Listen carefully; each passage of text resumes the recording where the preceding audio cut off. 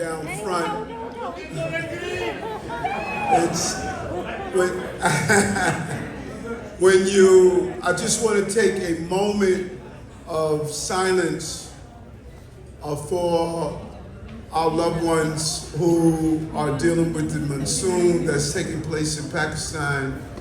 I know that many of you, your family members, your loved ones are also part of what's happening there. So if we could just take a moment of reflection and prayer and send good energy to those who are experiencing the monsoon now.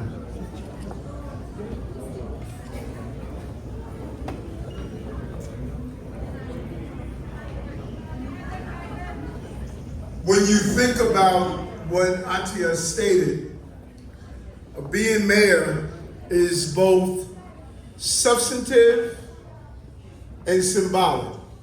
I say this over and over when I meet our various communities and their culture.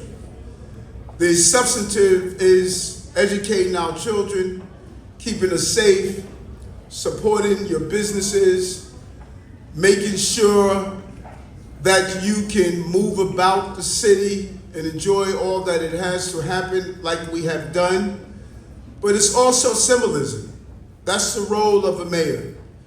And so 110 mayors later, as Atia has pointed out, for many years you have been here in this country and city toiling in the fields of progress.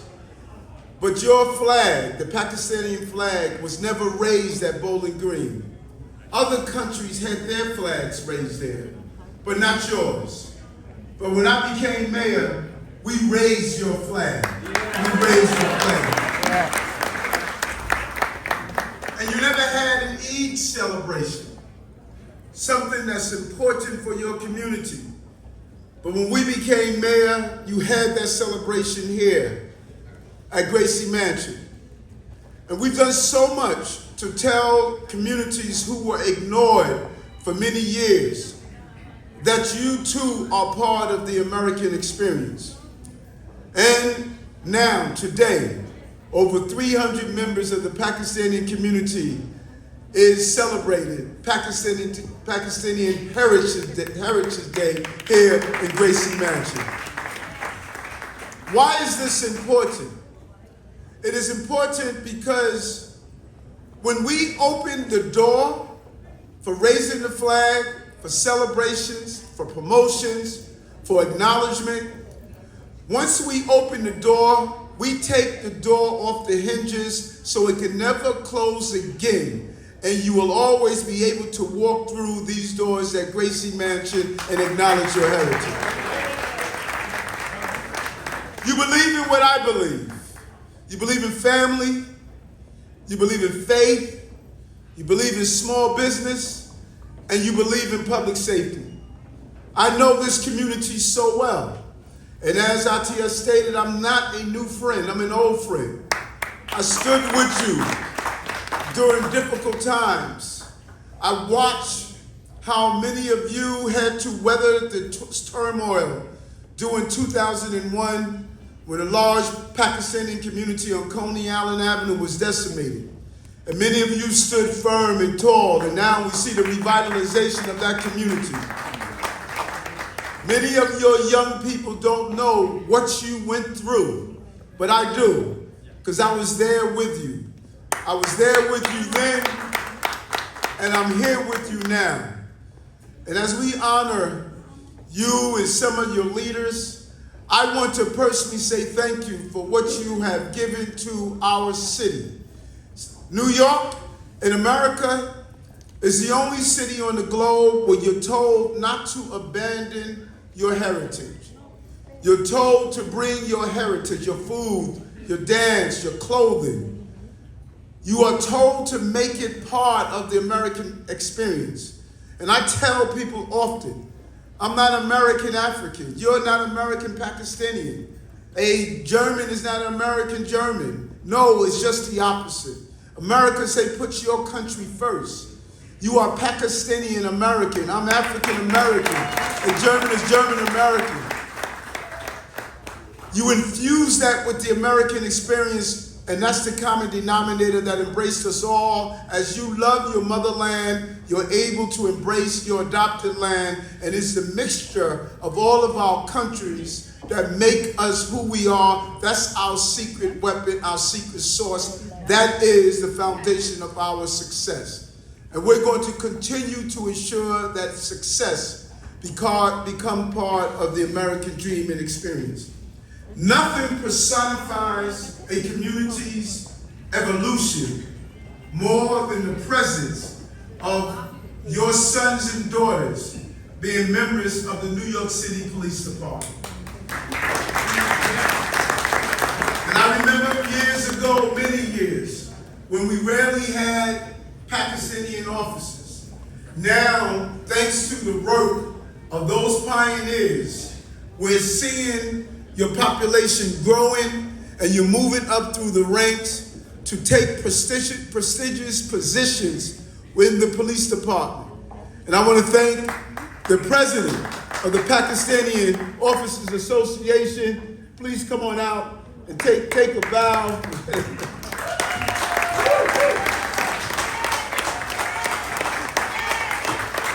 Yes. And for what you are doing to recruit and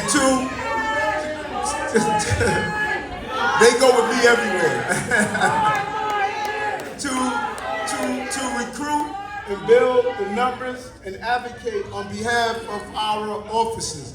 And I want to thank the men and women. Hold on one moment. I want to thank the men and women of the law enforcement community. Make your way up to the front. Come on and make your way up to the front. Yeah. Come on, pal. Let's go. The Paul is doing wonderful job for Pakistani communities. Pakistani American law enforcement That's right. society. Well, let them make their way up. Hold on, ladies.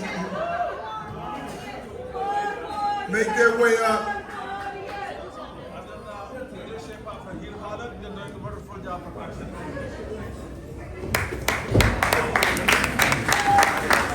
These officers, public safety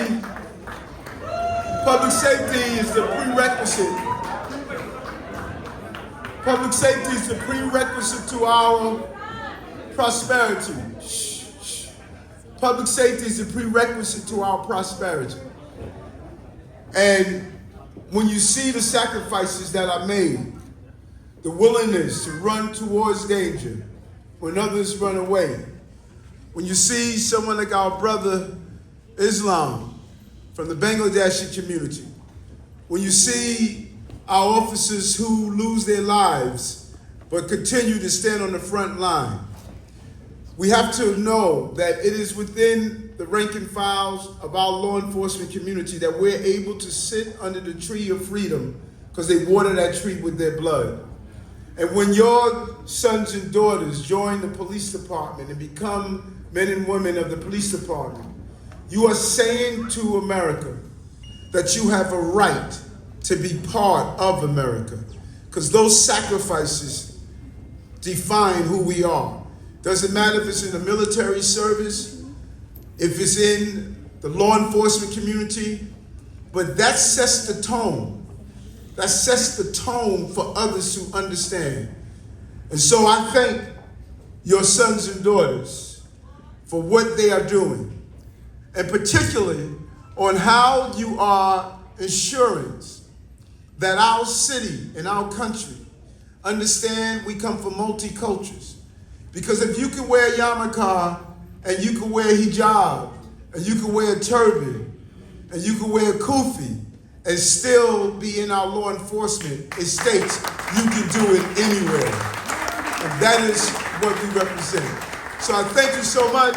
Give it up for our men and women in law enforcement community.